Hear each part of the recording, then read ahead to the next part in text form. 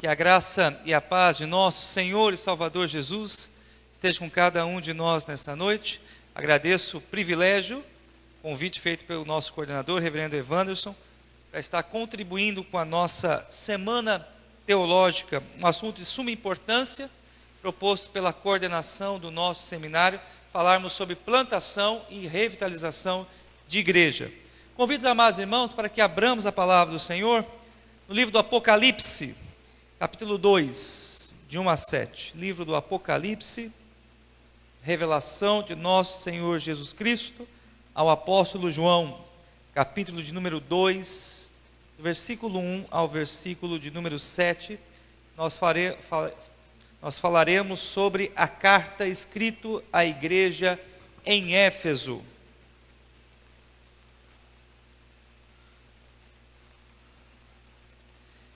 Meus amados irmãos, eu quero convidá-los a participar da leitura comigo. Eu iniciarei a leitura do texto com o versículo 1. Os irmãos lerão o versículo seguinte, o versículo de número 2, e faremos a leitura responsiva, alternada, até o versículo de número 7. Versículo 1. Ao anjo da igreja em Éfeso escreve: essas coisas diz aquele que conserva na mão direita as 7 estrelas e que anda no meio dos 7 candeeiros de ouro.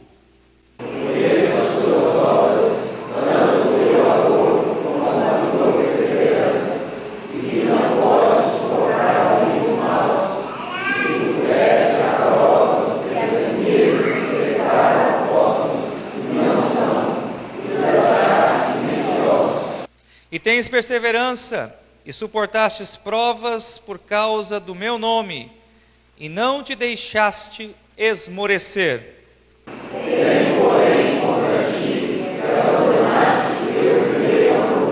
Lembra-te, pois, de onde caíste, arrependa-te e volta-te à prática das primeiras obras. E se não, venho a ti e moverei do seu lugar o teu candeeiro, caso não te arrependas.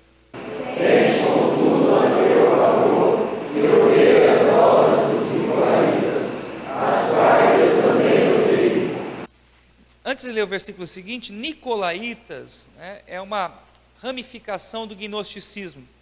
O gnosticismo foi uma heresia que surgiu no primeiro século da igreja cristã e teve várias ramificações, dentre elas os Nicolaítas. Versículo de número 7. Quem tem ouvidos, ouça o que o Espírito diz às igrejas. Ao vencedor, dar-lhe-ei que se alimente da árvore da vida que se encontra no paraíso de Deus. Meus amados irmãos, a minha palestra, ela é baseada no livro Revitalização de Igrejas, do Dr. Larry Reed III. Eu até perguntei ao Evanildo se temos aqui na nossa livraria um exemplar disponível para venda. Ele ficou de ver para mim se temos para venda. Não temos, né, Evanildo? Mas caso os irmãos depois queiram se aprofundar um pouco mais no assunto, eu recomendo este livro da nossa editora, Revitalização de Igreja, Dr. Larry Reed III. Segundo o autor deste livro, existem 2 tipos de igreja. O primeiro tipo de igreja é aquela igreja que nasce, cresce e não para de crescer. É uma igreja saudável. Ela nasce, ela cresce e ela não para de crescer. E eu creio que todos nós, pastores e futuros pastores, devemos almejar pastorear uma comunidade saudável como esta. Há um segundo tipo de igreja, e é sobre este tipo de igreja que nós queremos tratar nessa noite, uma igreja que nasce e cresce, mas que num determinado período ela começa a esmorecer, ela começa a se enfraquecer, e se não tomarmos o devido cuidado, esta comunidade, esta igreja local, ela chega a ter as suas portas fechadas. Com o passar do tempo, essa igreja, ela adoece, e justamente por causa dessas doenças não tratadas, esta igreja chega a fechar as suas portas. Meus amados irmãos, lembremos que uma igreja, uma comunidade local, ela pode chegar ao ponto de fechar as suas portas. Algumas pessoas têm dificuldade com essa declaração, justamente com base no Evangelho de Mateus, que diz que as portas do inferno não prevalecerão contra a igreja. Numa interpretação equivocada sobre esse texto, algumas pessoas chegam à conclusão que uma igreja local jamais pode fechar as suas portas. Basta a gente olhar para a Europa, e não também só para a Europa, mas também alguns casos aqui próximos, de igrejas que começaram, desenvolveram-se, até cresceram, porém com o passar do tempo essas igrejas foram se esfriando, se distanciando da palavra de Deus e por consequência disso, tiveram tristemente as suas portas fechadas. Eu gostaria, antes de passar para a análise do texto, apresentar aos amados irmãos alguns sintomas de uma igreja que precisa ser revitalizada, de uma igreja que está enferma. Se você puder tomar nota, anote por gentileza esses 6 sintomas. Uma igreja que precisa ser revitalizada é uma igreja que tem um culto apático. Uma igreja que precisa ser revitalizada é uma igreja que tem um culto apático.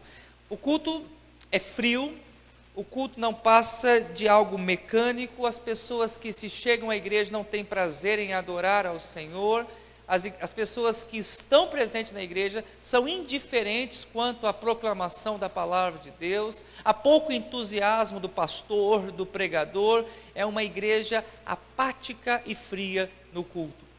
Há um período da história do povo de Deus em que nós encontramos também uma certa apatia no culto. Malaquias, ele exerceu seu ministério como profeta num período chamado pós-exílico. Durante 70 anos, o povo de Israel esteve no exílio babilônico, e um dos fatores que levaram o povo ao exílio babilônico foi justamente prestarem um culto desleixado a Deus, oferecerem um culto negligente ao Senhor. E por consequência disso, o Senhor Deus trouxe castigo sobre o povo da aliança, e eles foram levados cativos para a terra da Babilônia. Depois do período de punição, de castigo, eles voltam para a sua terra, porém, parece que eles não aprenderam a lição, e os mesmos pecados que os levaram ao cativeiro voltam a ser repetidos: a imoralidade, a idolatria e a apatia no culto. Tanto que o profeta Malaquias, o nome Malaquias significa mensageiro de Deus, no capítulo 1, versículo 13, falando sobre a situação do culto que o povo oferecia a Deus, ele diz: e dizeis ainda, que canseira, e me desprezais, diz o Senhor dos exércitos, vós ofereis o dilacerado, e o coxo, e o enfermo, assim fazeis a oferta, aceitaria eu isso da vossa mão? Diz o Senhor. O culto na antiga aliança, ele era constituído dos sacrifícios. Quando as pessoas pecavam, ela trazia um sacrifício, o sumo sacerdote imolava aquele animal que seria sacrificado, e aquela oferta era apresentada ao Senhor. E no tempo do profeta Malaquias, o que estava acontecendo é que as pessoas estavam entregando ao sumo sacerdote, ou ao sacerdote, o animal enfermo, o dilacerado, o coxo, além de apresentarem uma oferta ao Senhor totalmente negligente e defeituosa, eles ainda quando chegavam ao lugar de adoração, eles diziam: que canseira, ai que enfado. Transportando para os nossos dias, é aquele tipo de pessoa que fica olhando o relógio, não vê a hora do pastor parar de falar, não vê a hora do culto terminar, porque a sua mente, o seu coração estão muito longe da presença de Deus. Então, portanto, meus amados irmãos, uma igreja que precisa ser revitalizada é uma igreja que demonstra apatia no culto. Em segundo lugar, uma igreja que precisa ser revitalizada é uma igreja que não apresenta atividades evangelísticas. É uma igreja em si mesmada. Tudo gira em torno de si. Já não há preocupação em ganhar novas pessoas para Cristo Jesus, já não há preocupação e organização para atividades evangelísticas, falta empenho, falta fervor, falta amor em anunciar o Evangelho de Cristo Jesus. Infelizmente, essa é uma realidade de muitas igrejas. Quando nós olhamos algumas agendas de igrejas locais, nós só encontramos atividades que promovem entretenimento. E eu creio, meus amados irmãos, que um dos maiores males que as igrejas presbiterianas estão atravessando é justamente essa. Algumas igrejas se tornaram clubes de entretenimento. Não somente são clubes de entretenimento, como trazem as coisas que são seculares ou do mundo, como nós costumamos dizer, para dentro da igreja. É comum vermos programações como o MasterChef dos adolescentes ou o Big Brother da UMP. São atividades que estão no mundo, a agenda do mundo, que ganham uma roupagem e são trazidas para dentro da igreja. É lamentável vermos esse cenário, meus amados irmãos. É lamentável vermos igrejas que estão hoje dando uma repaginada em coisas que são do mundo e trazendo isso para dentro da igreja. Isso é um indicativo de falta de atividade evangelística, de falta de fervor missionário. Uma terceira característica também, meus amados irmãos, de uma igreja que precisa ser revitalizada, é uma igreja que não tem líderes. A apatia da liderança. Na hora de eleger presbíteros, é um sofrimento. Na hora de eleger diáconos, não existem homens que tenham disposição, desejo de abraçar a obra de Deus. É triste vermos o fato de assembleias de algumas das nossas igrejas, quando a igreja começa a indicar alguns homens para o exercício do oficialato, esses homens se levantam e dizem: olha, eu estou muito ocupado, eu tenho muitas coisas para fazer e eu não posso assumir um compromisso. E a igreja vai indicando um após outro, e um após outro vai declinando o cargo. Muitas vezes a igreja tem dificuldade de constituir um conselho, de formar uma junta diaconal. A ausência de grandes líderes, meus amados irmãos, é um indicativo do fato de que dessas igrejas precisam ser revitalizadas. Uma igreja saudável também, meus amados irmãos, eu creio, ela se caracteriza pela a manifestação de pessoas que têm o desejo pelo sagrado ministério.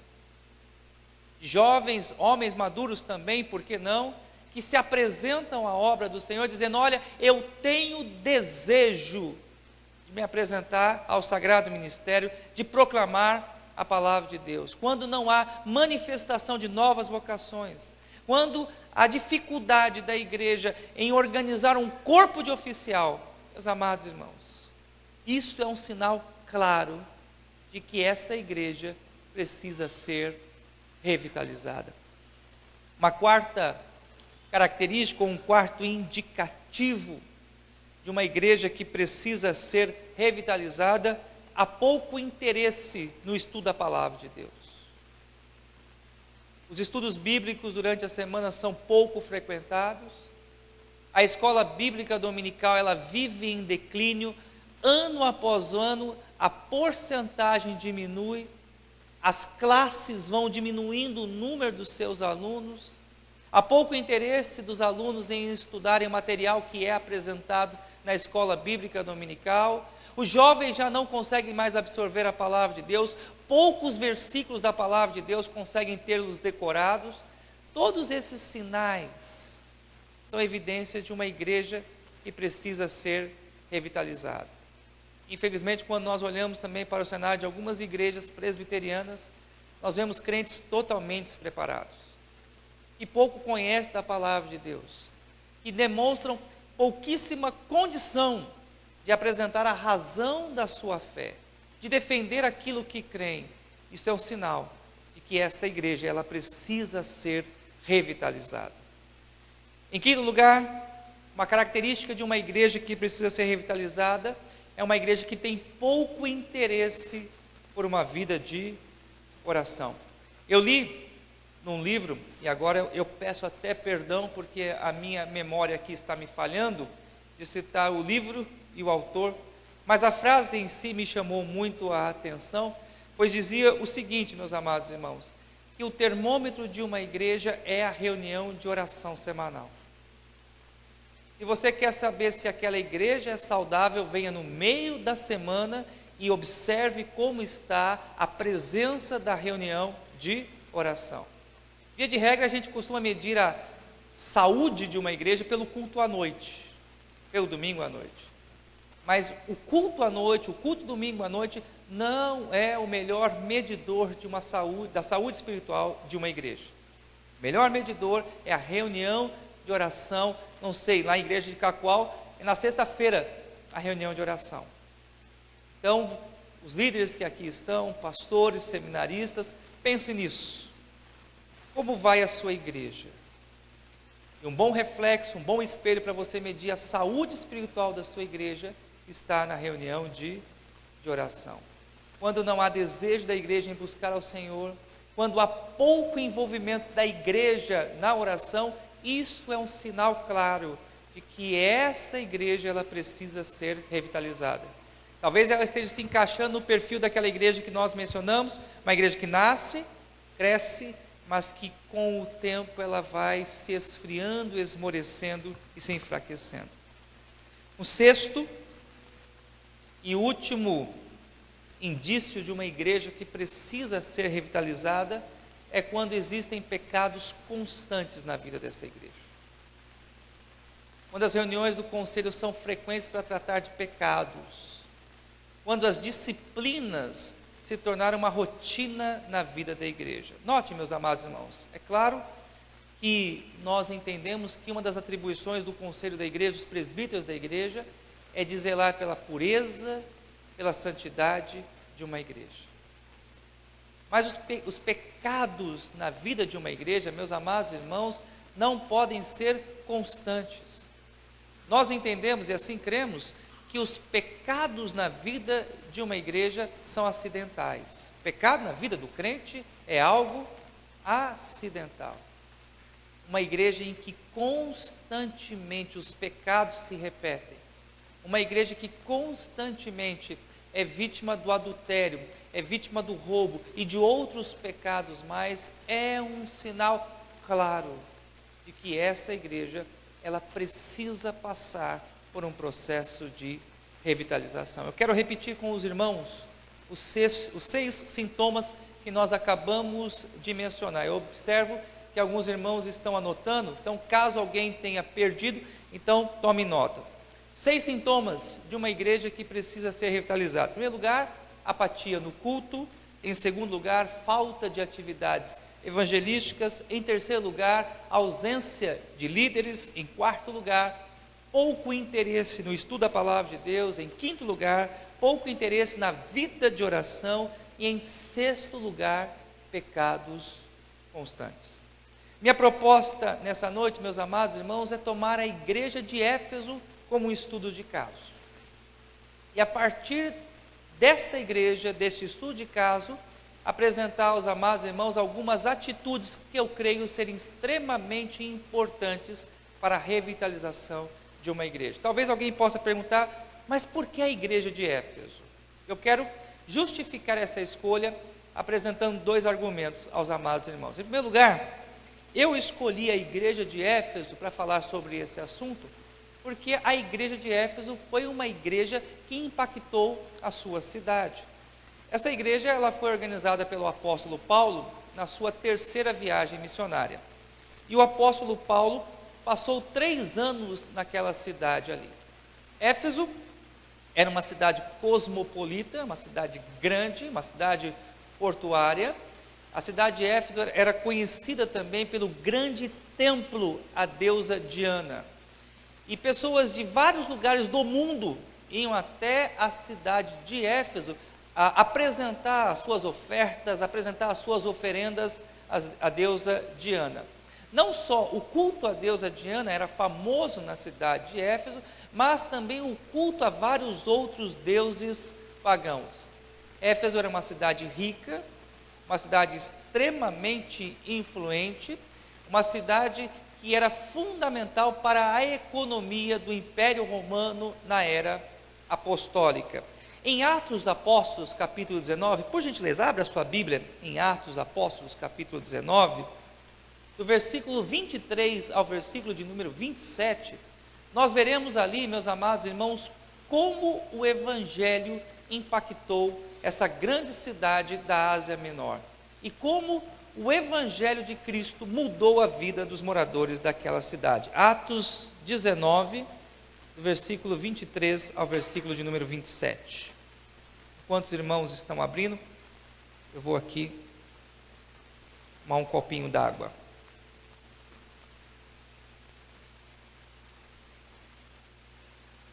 Irmãos, todos encontraram? Sim? Nós faremos a leitura também alternada desse texto, porque eu creio que dessa forma os irmãos ficarão mais atentos à leitura desta passagem. Versículo 23. Por esse tempo, houve grande alvoroço acerca do caminho. Antes dos irmãos lerem, essa expressão caminho é uma referência aos cristãos. Eles eram conhecidos como os do caminho. Então, por isso que é comum vermos essa expressão. Os irmãos, versículo número 24.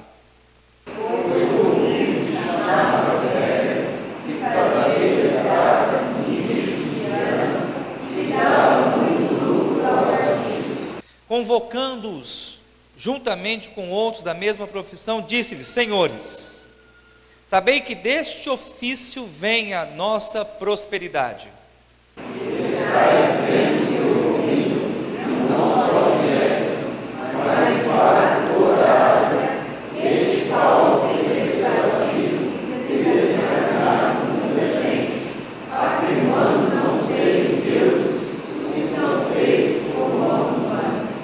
Notem vocês, meus amados irmãos, versículo 27, o medo desses ourives. Não somente há o perigo de nossa profissão cair em descrédito, como também de o próprio templo da grande deusa Diana ser estimado em nada, e ser mesmo destruída a majestade daquela que toda a Ásia e o mundo adoram. Portanto, meus amados irmãos, fica claro aqui o impacto que o cristianismo, que o evangelho trouxe à cidade de Éfeso, ao ponto de ser feita uma grande assembleia ali, entre os ourives, os artífices que produziam pequenos nichos de Diana e de outros deuses pagãos, preocupados com o seu futuro comercial. Eles se reuniram e falaram: olha, a gente precisa dar um jeito em Paulo, nós precisamos dar um jeito nesses cristãos, porque se eles continuarem a pregar o evangelho dessa forma, desencaminhando, como eles mesmos dizem, alguns da fé, da religião pagã, o culto a Diana e aos outros deuses estão ameaçados. Porém, meus amados irmãos, quando a gente vê o texto de Apocalipse, nós vemos ali uma dura repreensão do Senhor Jesus àquela igreja. O versículo de número 4, Apocalipse 2:4, peço aos irmãos por gentileza que retornem ao texto base, Apocalipse 2:4, a palavra do Senhor ali nos diz o seguinte: tenho, porém, contra ti que abandonaste o teu primeiro amor. Tenho, porém, contra ti que abandonaste o teu primeiro amor. Notem, meus amados irmãos, que aquela igreja que começou de forma pujante, crescendo e impactando a cidade de Éfeso, agora recebe uma dura repreensão do Senhor Jesus, mostrando claramente que essa igreja já estava em um processo de desaceleramento. A igreja estava deixando de crescer e principalmente aquela igreja havia abandonado o primeiro amor. Mas algo que me chama a atenção também, meus queridos, quando nós estudamos a igreja de Éfeso, é que mesmo essa igreja tendo abandonado o primeiro amor, ela ainda tinha inúmeras virtudes. Pelo menos o texto que nós lemos aqui apresenta que a igreja de Éfeso, ela ainda ao término da era apostólica, o livro do Apocalipse foi escrito provavelmente pelo ano 90, pelo apóstolo João, mostra que essa igreja ela ainda conservava algumas virtudes. Vamos ao texto? Apocalipse 2, versículo 2. A primeira virtude que eu destaco aqui da igreja de Éfeso era uma igreja que demonstrava ter um árduo trabalho. Vejam vocês o início do versículo 2: conheço as tuas obras, também o teu labor. Era uma igreja que trabalhava. Era uma igreja que, de uma certa forma, ainda conservava um certo engajamento, um certo envolvimento na obra de Deus. Versículo 2 ainda: conheça as tuas obras, tanto o teu labor como a tua perseverança. Em segundo lugar, era uma igreja que ainda conservava firme a fé, mantinha a perseverança, não tinha se contaminado ou se desviado do caminho do evangelho, mas ainda mantinha a perseverança na fé em Cristo Jesus. Ainda no versículo 2, uma terceira característica dessa igreja, e que não pode suportar homens maus. Era uma igreja firme, principalmente combatendo os hereges. Era uma igreja que combatia aqueles que viviam no pecado, que combatiam os erros, que combatia a iniquidade, e era uma igreja também que era firme e intolerante contra os hereges. Uma quarta característica ou virtude dessa igreja era uma igreja que provava os apóstolos. Vejam o finalzinho do versículo número 2 e diz o seguinte: e que puseste à prova os que a si mesmo se declaram apóstolos e não são, e os achastes mentirosos. Não era uma igreja que recebia a todos e que ouvia a palavra de todos e aceitava qualquer um se apresentando como apóstolo. Mas era uma igreja que tinha discernimento, que ainda conservava determinado conhecimento da palavra de Deus, suficiente para que eles pudessem definir quem era o verdadeiro e quem era o falso apóstolo. Uma quinta virtude dessa igreja, versículo de número 3. E tens perseverança e suportastes provas por causa do meu nome. Há pelo menos 2 registros de perseguição que a igreja de Éfeso sofreu. E mesmo esta igreja tendo sofrido perseguição no primeiro momento por parte dos judeus e posteriormente pelo próprio Império Romano, essa igreja ela suportou essas 2 perseguições. Ela manteve as suas portas abertas. Ela conseguiu manter ainda o seu trabalho, mesmo diante das lutas e das dificuldades daqueles que de uma certa forma obrigaram os membros daquela comunidade a renegarem o nome de Cristo Jesus. E a sexta e última virtude que eu destaco, versículo de número 3, e não te deixaste esmorecer. Mesmo diante dessa perseguição, ali havia um grupo de membros, ali havia uma comunidade que estava presente, que ainda mantinha o evangelho, que lutava pela fé, que combatia os herégicos, que combatia o pecado, enfim, era uma igreja que tinha virtudes.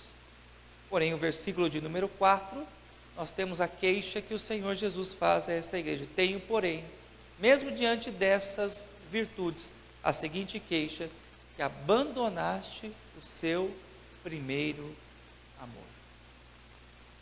É interessante nós observarmos isso, né, meus amados irmãos? Que a igreja ela pode conservar várias virtudes, ela ter algumas características que lhe são muito preciosas, como a igreja de Éfeso, mas mesmo assim, tendo essas características, algumas igrejas precisam passar por um processo de revitalização. E às vezes a gente olha para a nossa igreja, e no primeiro momento a gente pensa que está tudo bem, mas quando a gente faz uma análise, principalmente tomando aqueles 6 sintomas que eu apresentei aos amados irmãos, a gente chega à conclusão que em algumas igrejas há necessidade de voltar ao primeiro amor. Há necessidade de voltar a ter aquele mesmo fervor, aquela mesma alegria em anunciar a Cristo Jesus. Deixar o sistema de rotina e aquele sistema mecânico e frio e engessado de uma igreja, mas ter aquele fervor, aquele entusiasmo, que é uma característica peculiar e importante do povo de Deus. E a grande questão aqui é que a igreja de Éfeso, ela tinha perdido o seu primeiro amor, e Cristo chama aquela igreja para que ela pudesse voltar ao primeiro amor. Quais seriam os 3 passos que essa igreja deveria dar? Quais seriam as atitudes que essa igreja deveria tomar para que ela pudesse novamente ser revitalizada? Vejam vocês o versículo de número 5, meus amados irmãos.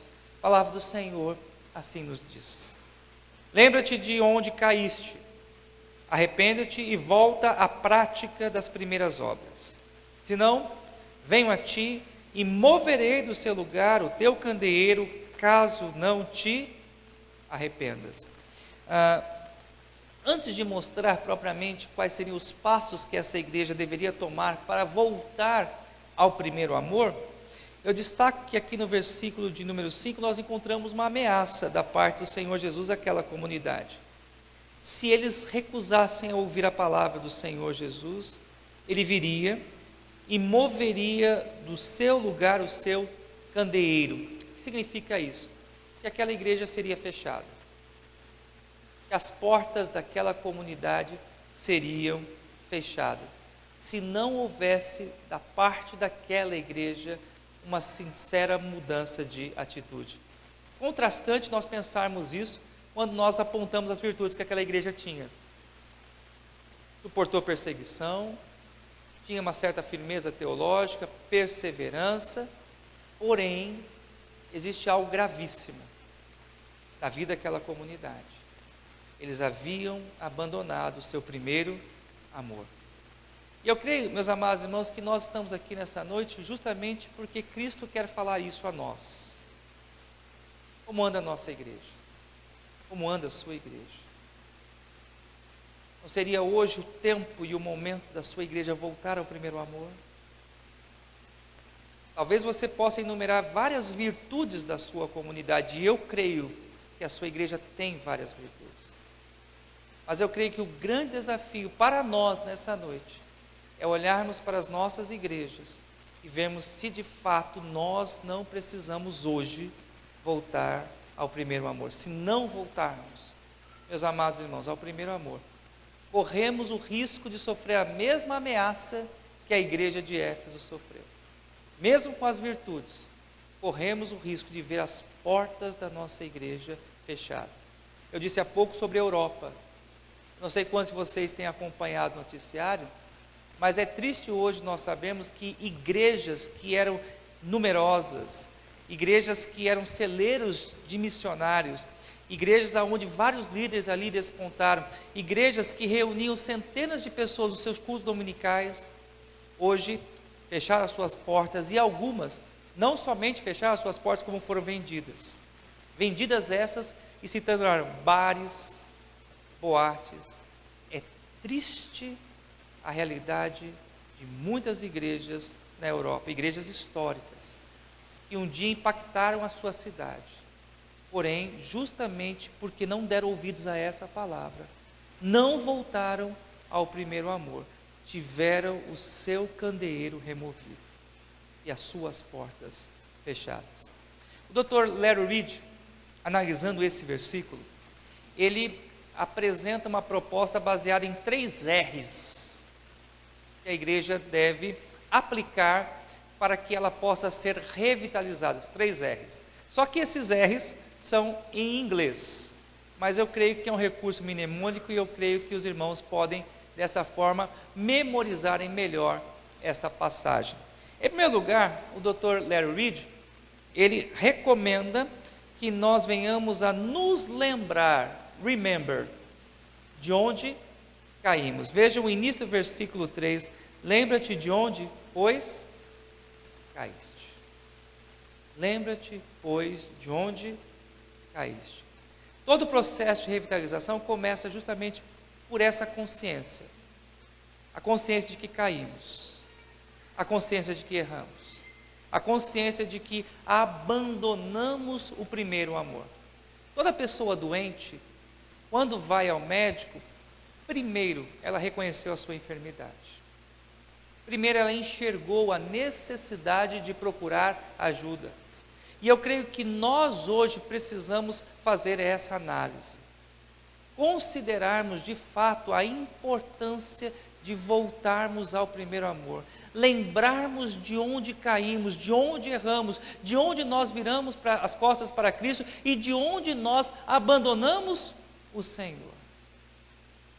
Igrejas hoje, meus amados irmãos, possuem várias virtudes, como nós mencionamos, mas abandonaram o seu primeiro amor, que é Cristo Jesus. Possuem ativismo, possuem vários departamentos e ministérios, mas não têm mais o mesmo amor a Cristo Jesus. Ontem o reverendo Evanderson, falando sobre algumas características de uma igreja saudável, falou sobre a pregação centrada em Deus e na pessoa de Cristo Jesus. Os apóstolos, na era apostólica, o conteúdo principal da mensagem era Cristo Jesus.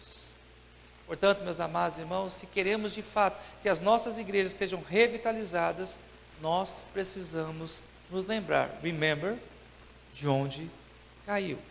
Em segundo lugar, o Dr. Larry Reed, analisando esse texto aqui, ele diz que a igreja ela precisa sinceramente se arrepender. Vejam vocês o início do versículo 5. Lembra-te, pois, de onde caíste e arrepende. No inglês, repent. Arrependa-se. É hora da igreja voltar-se para o Senhor Jesus, reconhecer o seu pecado e chorar diante do Salvador, clamando o perdão de Deus. É tempo da igreja buscar o Senhor em jejum. É tempo da igreja de nosso Senhor Jesus Cristo abandonar os seus erros, abandonar os seus pecados e voltar-se sinceramente aos caminhos do Evangelho. Há uma diferença, meus amados irmãos, entre remorso e arrependimento. E eu tenho observado que há muito remorso na igreja, mas pouco arrependimento. O remorso e o arrependimento são até semelhantes, porque tanto o remorso quanto o arrependimento, no primeiro momento, produzem tristeza, consciência do erro. Mas o arrependimento, ele vem acompanhado de mudança de atitude. Não é só nos entristecermos por aquilo que temos feito e que temos agradado ao Senhor. Não é só nos entristecermos por termos abandonado o primeiro amor, mas a necessidade de arrependimento e de mudança de atitude. Portanto, meus amados irmãos, o Senhor Deus, Ele nos chama nessa noite, a ouvirmos essa palavra, a considerarmos isso, a lembrarmos de onde caímos e nos arrependermos sinceramente. E em terceiro e último lugar, o texto diz: lembra-te, pois, de onde caíste, arrepende-te e volta à prática das primeiras obras. Volta à prática das primeiras obras. Return. Você se lembra, você se arrepende e você retorna à prática das primeiras obras. É comum ouvirmos algumas pessoas que afirmam o seguinte: crente novo é muito entusiasmado, mas com o passar do tempo ele se esfria. Já ouviram isso?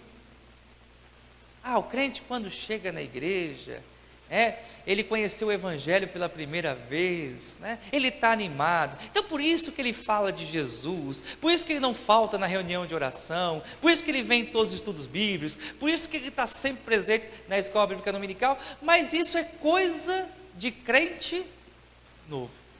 E alguns até mais experientes dizem: com o tempo isso passa. Sabe, meus amados irmãos, que eu observo quando lemos a palavra de Deus? Que todos nós devemos conservar, dia após dia, esse amor, esse mesmo sentimento que o crente novo tem.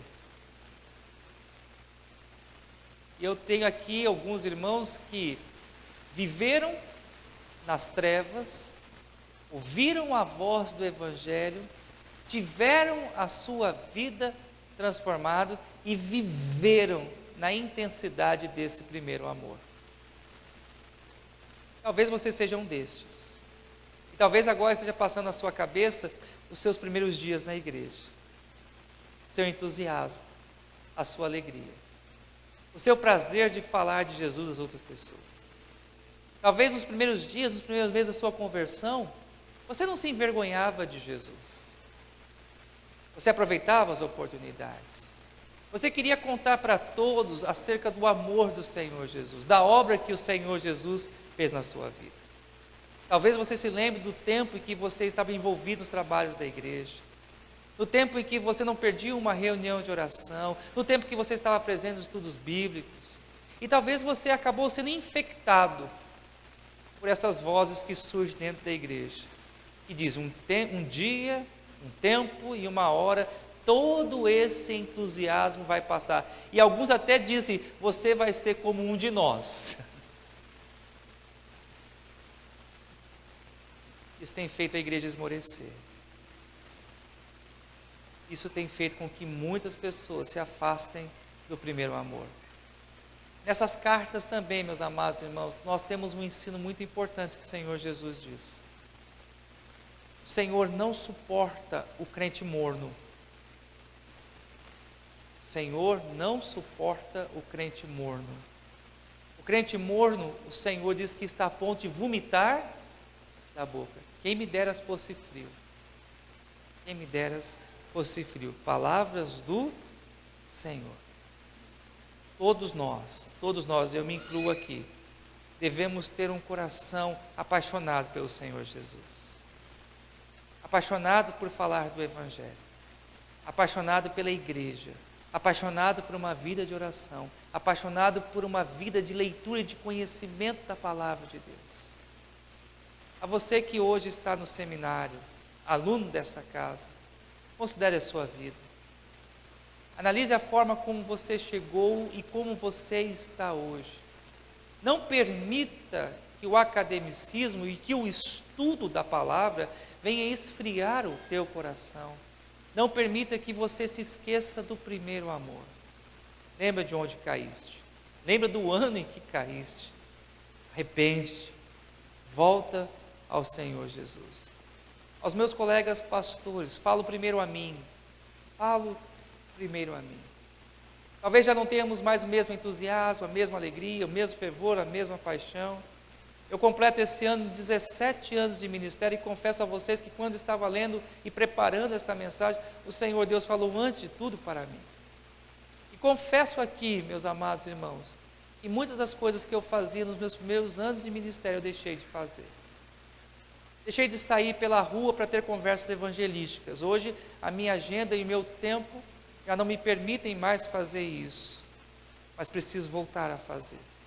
Me lembro que percorri as ruas de São Miguel do Guaporé, meu primeiro campo, que vendo Jackson conhece ali aquela região, e eu saía e procurava as pessoas para falar de Jesus. Puxava conversas evangelísticas. E o objetivo era levar essas pessoas à igreja, levar essas pessoas a conhecerem o Evangelho. Hoje, com tristeza, falo aos amados irmãos, e sufocado por uma agenda, já não tenho conseguido fazer isso. Espero que Deus me dê a graça de voltar ao primeiro amor, de fazer das coisas que tanto me alegravam e que alegravam também ao Senhor. Termino, meus amados irmãos, com o versículo de número 7.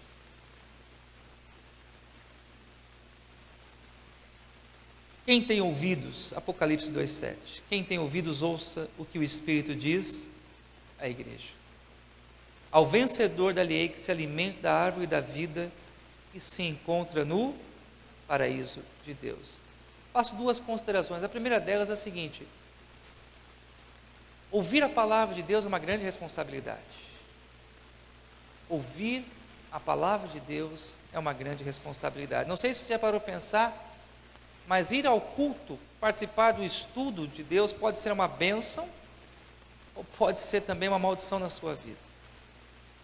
O estudo e a palavra de Deus se torna uma bênção na nossa vida quando a gente ouve a palavra e pratica. Mas quando nós ouvimos a palavra de Deus e rejeitamos a palavra de Deus, não a palavra de homens, mas a palavra de Deus, o rejeitar da palavra de Deus pode se tornar uma maldição na sua vida. Um dia todos nós vamos comparecer diante do Senhor da igreja, Cristo Jesus, o leão e o cordeiro.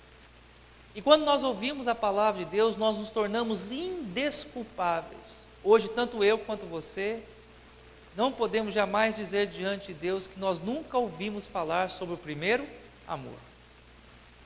Tanto eu quanto você nessa noite jamais poderemos dizer diante do Senhor da igreja que Ele nunca nos chamou para voltar para Ele. Que nunca Ele nos chamou para nos arrependermos dos nossos erros. Que Ele nunca nos chamou para nos retornarmos aos seus passos. Quem tem ouvidos, ouça o que o Espírito diz à igreja. E a segunda e última colocação que eu faço aqui, meus amados irmãos. Quem é o vencedor? Quem é o vencedor? Aquele que ouve a palavra do Senhor e pratica. Portanto, meus amados irmãos, em Cristo Jesus, Ouçamos essa palavra não como palavra do homem, mas como palavra de Deus para nós nessa noite. Para nós nessa noite. Venhamos nos lembrar de onde caímos. Vamos nos arrepender, vamos, todos nós, nos arrepender dos nossos pecados e voltarmos à prática da primeira obra, voltar ao primeiro amor. Que o Senhor Deus nos abençoe. Vamos orar? Convido os que puderem, por gentileza, se coloquem de joelhos. Nós vamos orar de joelhos, que puderem.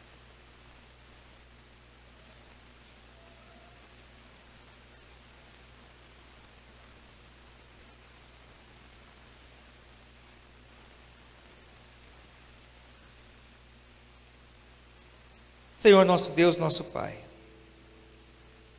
diante da Tua palavra que nós ouvimos nessa noite, Senhor, nós queremos, ó Deus, nos arrepender sinceramente dos nossos pecados.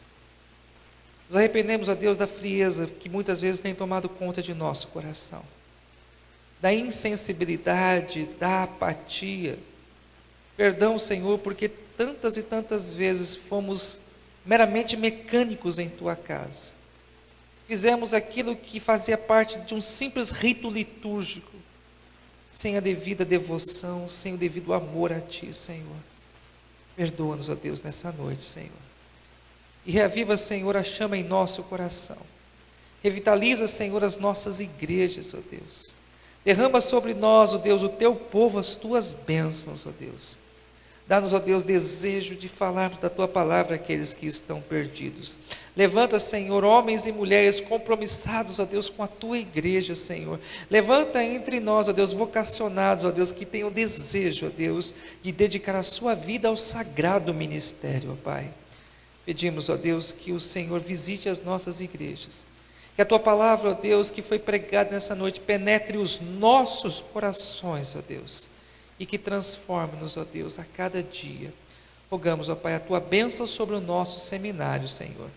Que neste lugar sejam formados, ó Deus, servos do Senhor, comprometidos, ó Deus, com a plantação e também, ó Deus, com a revitalização de igrejas que precisam, ó Deus.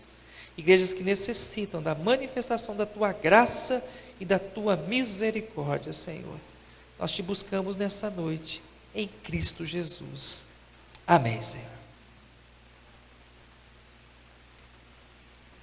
Deus abençoe, meus amados irmãos. Muito obrigado mais uma vez, Reverendo Evandro, pela oportunidade.